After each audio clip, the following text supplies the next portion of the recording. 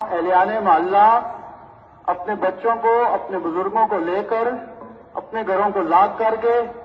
اوپر روڈ والی طرف چلے جائیں اور کلمہ طیبہ کا ورد کریں۔ اعلان اعلان اعلان۔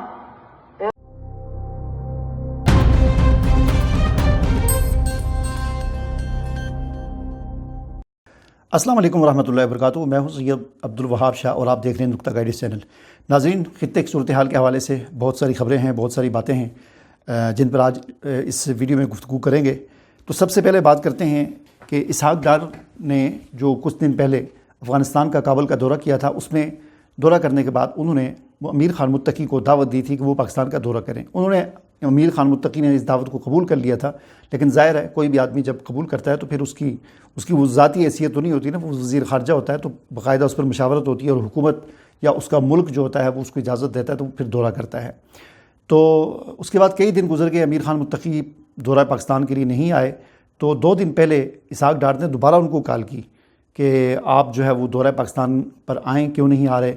تو آج جو ہے اس بات کی باقاعدہ امیر خان متقی نے انکار کر دیا ہے، اور بعض ذرائع سے یہ خبر ملی ہے کہ امیر خان متقی کو ملا ہیبت اللہ کی طرف سے اجازت نہیں مل رہی، اور ملا ہیبت اللہ نے باقاعدہ طور پر صاف انکار کر دیا ہے کہ پاکستان کا دورہ کرنے کی اجازت نہیں ہے۔ تو اب یہ بات جو ہے وہ بعض ذرائع سے کنفرم ہوئی ہے کہ دراصل معاملہ یہ ہے کہ امیر جو ہیں ان کے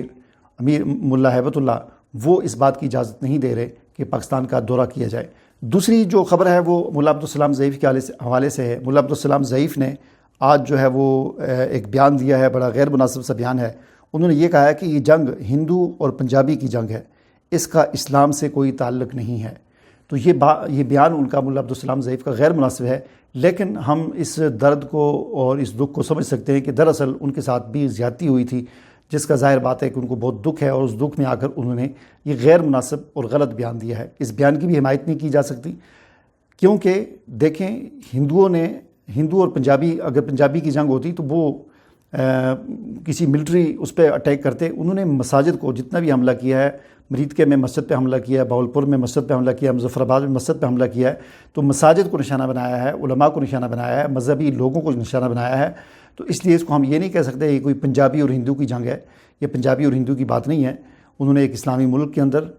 مساجد کو جو شاعر اسلام میں سے ہیں ان کو نشانہ بنایا ہے، تو شاعر اسلام کو نشانہ بنانا یہ پنجابی اور ہندو کی بات نہیں ہے۔ لیکن یہاں پر میں یہ بھی تھوڑی سی وضاحت کرنا ضروری سمجھتا ہوں کہ جیسے کہ میں نے پہلے کہا کہ یہ ملا عبدالسلام ضعیف ایک اپنا دکھ اور درد کی وجہ سے انہوں نے یہ بیان دیا ہے، ان کے ساتھ بھی زیادتی ہوئی ہے۔ 1996 میں جب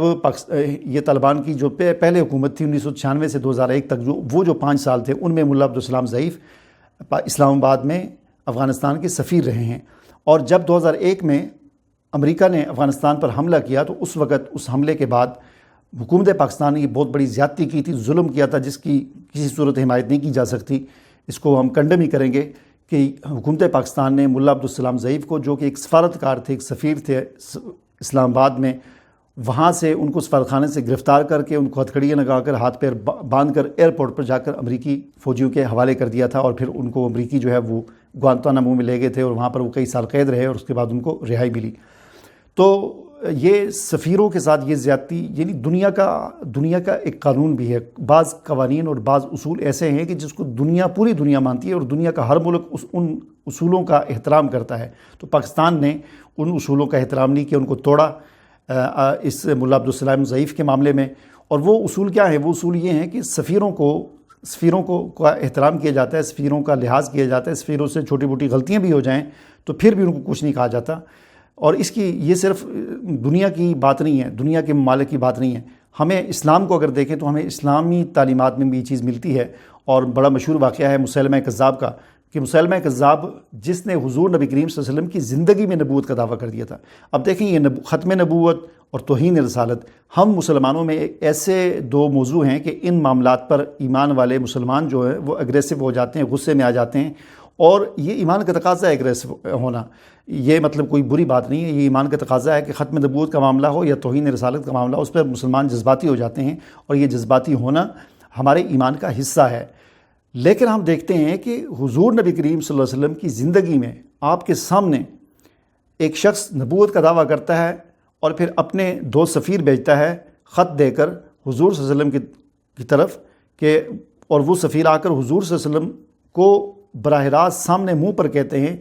کہ مسیلمہ کذاب جو ہے اس کی نبوت کو آپ تسلیم کریں، ٹھیک ہے، آپ مدینہ کے نبی ہو گئے اور وہ یمن کا یا ادھر کا نبی ہو گیا، تو اس کو ہم آپس میں تقسیم کر دیتے ہیں، نبوت کو اور حکومت کو۔ تو حضور نبی کریم صلی اللہ علیہ وسلم نے ان سفیروں کو یہ کہا کہ تم اگر سفیر نہ ہوتے تو میں تمہیں قتل کر دیتا، یعنی جو تم نے بات کی ہے یہ اتنی خطرناک اور اتنی گھٹیا بات ہے کہ اس کی سزا موت کے علاوہ کچھ نہیں ہے، لیکن چونکہ تم سفیر ہو تو اس لیے میں تمہیں کچھ نہیں کہتا۔ تو اس سے ہمیں یہ پتہ چلا کہ سفیروں کا ایک احترام ہوتا ہے، ایک مقام ہوتا ہے، ہمیشہ سے دنیا میں یہ ضابطہ رہا ہے کہ سفیروں کو کچھ نہیں کہا جاتا۔ لیکن 2001 میں ملا عبدالسلام ضعیف جو افغانستان کے سفیر تھے ان کو اس طریقے سے گرفتار کر کے امریکہ کے حوالے کیا گیا، تو اس کا وہ تکلیف اور دکھ ان کو ہے، جس کی وجہ سے آج انہوں نے جو بیان دیا ہے، ظاہر بات ہے جب آدمی غصے میں ہوتا ہے جب آدمی کے ساتھ بہت بڑی زیادتی ہوئی ہوتی ہے تو وہ پھر بعض اوقات اعتدال سے ہٹ جاتا ہے۔ تو میں سمجھتا ہوں کہ ملا عبدالسلام ضعیف کے ساتھ بھی زیادتی ہوئی تھی، لیکن ان کا یہ بیان بھی اعتدال سے ہٹ کر ہے کہ یہ اسلام کی جنگ نہیں ہے اور ہندو اور پنجابی کی جنگ ہے، ٹھیک ہے۔ اب آ جاتے ہیں جی تیسری بات کی طرف۔ قومی سلامتی کمیٹی کا اجلاس ہوا آج،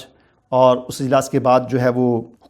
حکومت نے یہ اعلان کیا، پاکستان نے یہ اعلان کیا کہ اقوام متحدہ کے چارٹر کے آرٹیکل 51 کے تحت پاکستان کو اپنے معصوم شہریوں کے خون کا بدلہ لینے کا حق ہے، اور حکومت نے فوج کو مکمل اختیار دے دیا ہے کہ وہ جہاں چاہیں، جیسے چاہیں اور جب چاہیں انڈیا کے خلاف، بھارت کے خلاف کارروائی کر سکتے ہیں۔ اب جو ہے وہ اختیار فوج کے پاس آ گیا، اب فوج دیکھتے ہیں کہ وہ کیا کرتی ہے۔ پی ٹی ایم نے ایک بیان دیا ہے، پی ٹی ایم جو ہے یہ منظور پشتین کی جو پارٹی ہے ان کا ایکس پر میں دیکھ رہا تھا، اس پر بیان آیا ہوا ہے کہ ان کا یہ کہنا ہے کہ ہمیشہ جو ہے وہ طاقتور ملک جو ہوتے ہیں کمزوروں پر ظلم کرتے ہیں، زیادتی کرتے ہیں۔ پاکستان نے افغانستان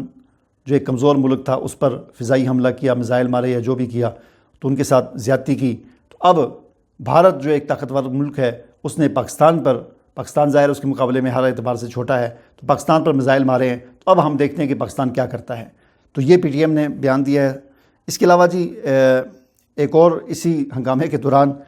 یہ فیصلہ ہوا ہے، سپریم کورٹ آف پاکستان نے یہ فیصلہ دیا ہے کہ عام شہریوں کا ٹرائل فوجی عدالتوں میں ہو سکتا ہے، اس کو درست قرار دے دیا ہے۔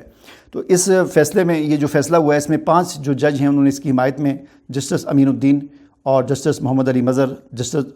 شاہد اقبال، جسٹس مسرت ہلالی اور جسٹس حسن رضوی، ان 5 ججوں نے اس فیصلے کی حمایت کی ہے، اور 2 ایسے جج ہیں جمال مندوخیل اور جسٹس جمال مندوخیل اور جسٹس نعیم افغان، انہوں نے اس کی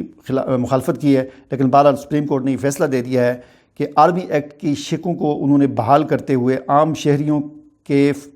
فوجی عدالتوں میں مقدمات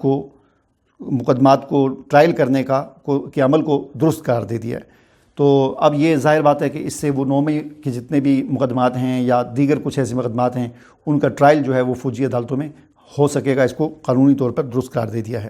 اس کے علاوہ جی ایک اور بڑی اہم خبر یہ ہے کہ پاکستان نے یہ دعویٰ کیا تھا کہ رافیل طیارے ہندوستان کے مار گئے ہیں، ٹوٹل 5 طیارے مارے ہیں، جن میں سے 3 رافیل ہیں اور 2 اور طیارے تھے، لیکن ہندوستان جو ہے وہ اس کی تصدیق نہیں کر رہا۔ پہلے تو وہ یہی نہیں مان رہا تھا کہ طیارے ہمارے مارے گئے ہیں، لیکن پھر جب عالمی میڈیا نے بھی اس بات کی تصدیق کر دی تو پھر ہندوستان کا جو بڑا ایک میڈیا ہاؤس ہے دی ہندو، انہوں نے اس خبر کو چلایا پہلے کہ ہاں 3 طیارے ہندوستان کے مارے گئے ہیں، لیکن کچھ دیر کے بعد انہوں نے اپنی اس پوسٹ کو ڈیلیٹ کر دیا۔ ظاہر دباؤ آیا ہوگا تو اس پوسٹ کو انہوں نے ڈیلیٹ کر دیا۔ لیکن اب جو ہے عالمی میڈیا نے اس بات کی بھی تصدیق کر دی ہے کہ وہ جو طیارے مارے گئے ہیں ان میں سے ایک واقعتاً رافیل طیارہ ہے، اور اس کی باقاعدہ تصویر جو ہے وہ سامنے آ گئی ہے، اس کا جو سیریل نمبر ہوتا ہے BS001، یہ پہلا رافیل طیارہ ہے جو ہندوستان نے لیا تھا، تو یہ پاکستان نے مار گرایا ہے، اس کی تصدیق کر دی ہے۔ عالمی میڈیا نے بھی اس بات کی تصدیق کر دی ہے، اس کی تصویریں بھی آ گئی ہیں کہ ایک طرف اس کی وہ تصویر ہے جس میں وہ اڑ رہا ہے اور دوسری طرف اس کی وہ تصویر ہے جس میں اس کا ملبہ جو ہے وہ پڑا ہوا ہے اور اس پر سیریل نمبر صاف نظر آ رہا ہے۔ اس کے علاوہ ایک اور خبر یہ ہے کہ یہ سوشل میڈیا پر کچھ ویڈیوز گردش کر رہی ہیں جس میں اعلانات ہو رہے ہیں سیالکوٹ میں یا سرحدی علاقوں میں، اور دیہات خالی کرائے جا رہے ہیں۔ یہ تو چلیں سمجھ میں آنے والی بات ہے کہ وہاں پر اعلانات ہو رہے ہیں اور لوگوں سے کہا جا رہا ہے کہ آپ محفوظ مقامات پر چلے جائیں کیونکہ ان کی جان کا تحفظ جو ہے وہ سب سے پہلے ہے۔ لیکن اس کے علاوہ ایک اور ویڈیو یہ گردش کر رہی ہے جو راولپنڈی اسلام آباد کے حوالے سے ہے کہ یہاں پر ایک پولیس کی گاڑی کھڑی ہے اور اس میں یہ اعلانات کیے جا رہے ہیں کہ مارکیٹ کی اور سوسائٹیز کی اور شہری علاقوں کی جو لائٹیں ان کو بند کیا جائے۔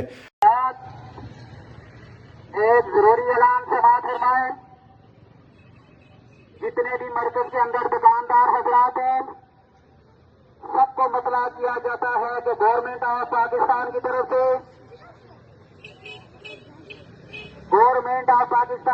से ये ऑर्डर है कि अपने बाहर की तमाम भी लाइटें जो बाहर नजर आ रही हैं, साइन बोर्ड के कामों को भी ऑफ कर दें, अपने आप को घरों की हद तक महदूद रखें, अपने बच्चों को भी गैर जरूरी बाहर ना निकालें। मुल्की हालात के पेश नजर ये हदायत वसूल हुई है और रात को उनको बंद रखा जाए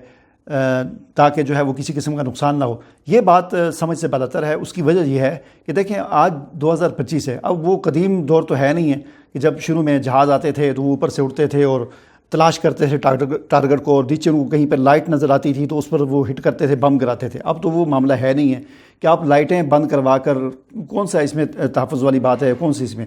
अब तो वो दौर है नहीं। अब देखें जो कल मिसाइल हमले हुए हैं भारत ने किए हैं, तो क्या इन्होंने कोई ऐसा किया है कि जहाज़ आए हैं और ऊपर से देखते रहें, ढूंढते रहें, बाउलपुर के ऊपर आकर घूमते रहें कि नीचे मस्जिद किस जगह पर, और फिर उनको उसको हिट किया? ऐसा तो नहीं हुआ। उन्होंने तो अपने मुल्क में बैठे हुए वहाँ से बटन दबाया और सीधा आकर टारगेट पर जाकर वो मिसाइल आकर लगे हैं। तो ये लाइटें शहरों के अंदर बंद करवाना और कहना जी लाइटें बंद कर दें, दुकानों की लाइटें बंद कर दें और घरों की लाइटें बंद कर दें, और ये समझ से बालातर बात है। पता नहीं ये ऐलानात क्यों करवाए जा रहे हैं। इसके अलावा एक और बड़ी वीडियो जो है सोशल मीडिया पर ये भी गर्दिश कर रही है, पता नहीं इसकी हकीकत क्या है, लेकिन बज़ाहिर ये ठीक ही नज़र आ रही है, कि जिसमें दिखाया जा रहा है कि भावलपुर के विक्टोरिया अस्पताल के बाहर से जो यानी वहाँ पर जो मिसाइल हमले में जो शुहदा शहीद हुए, तो ज़ाहिर है इब्तदाई तौर पर उनको अस्पताल लाया गया था, तो उनकी लाशें जो हैं वो ताबूत के अंदर रखी हुई हैं, और ताबूत के बाद फिर उन ताबूत को ऊपर नीचे करके एक ट्राली के अंदर रखा हुआ है, और ट्राली के ज़रिए उनको उनके इलाकों की तरफ, उनके घरों की तरफ मुंतकिल किया जा रहा है। तो ये बड़ी अफसोसनाक बात है कि इतनी बड़ी जंग, और जिसमें दो मुल्क जो हैं वो एक दूसरे के सामने खड़े हैं, और इतने शोर शराबा दावे हो रहे हैं, और बदला लेने की बातें हो रही हैं, और हमला करने की बातें हो रही हैं, और उसमें जो शुहदा हुए हैं तो उनकी लाशें जो है एक ट्राली पर रख कर उनको मुंतकिल किया जा रहा है। तो मेरे ख्याल में इस तरह नहीं होना चाहिए, ये बिल्कुल गैर मुनासिब और तौहीन अमेज़ रवैया है। इस तरह नहीं होना चाहिए था। इनको इज़्ज़त के साथ, एहतराम के साथ इन शुहदा की लाशों को उनके आबाई इलाकों की तरफ मुंतकिल करना चाहिए था। और आखिरी खबर ये कि पाकिस्तान ने एक्स को बिलाखिर 1 साल के बाद या चंद 8-10 महीनों के बाद बहाल कर दिया है, और अब बाकायदा वो VPN के बगैर जो है पाकिस्तान में एक्स चलना शुरू हो गया है। मुझे इजाज़त दीजिए। अल्लाह हाफ़िज़।